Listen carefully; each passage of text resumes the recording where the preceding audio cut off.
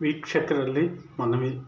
ವೀಕ್ಷಕರೇ, ಯಾವುದೇ ಹಳ್ಳಿ, ಪಟ್ಟಣ ಅಥವಾ ದೇಶಕ್ಕೆ ಉತ್ತರ ದಿಕ್ಕಿಗೆ ಬೆಟ್ಟಗುಡ್ಡಗಳು ಇರಬಾರದು.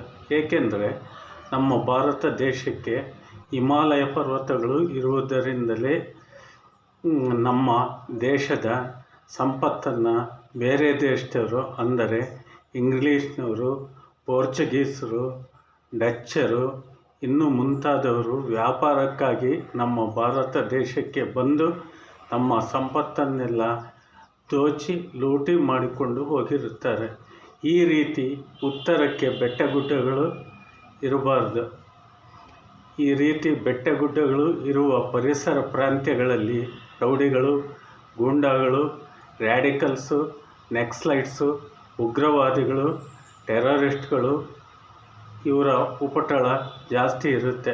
ಆದ್ದರಿಂದ ಈ ದೇಶಕ್ಕೆ, ಅಂದರೆ ನಮ್ಮ ಭಾರತ ದೇಶಕ್ಕೆ ಸನ್ಯಾಸಿಗಳಾಗಲಿ, ಬ್ರಹ್ಮಚಾರಿಗಳಾಗಲಿ, ವಿಧವೆಯರಾಗಲಿ ರಾಜ್ಯಭಾರ ಮಾಡಿದರೆ, ಅಂದರೆ ಪ್ರಧಾನಮಂತ್ರಿಗಳಾದರೆ ನಮ್ಮ ದೇಶಕ್ಕೆ ಒಳ್ಳೆಯದಾಗುತ್ತೆ ಹಾಗೂ ಬಹಳ ಶುಭವಾಗುತ್ತದೆ.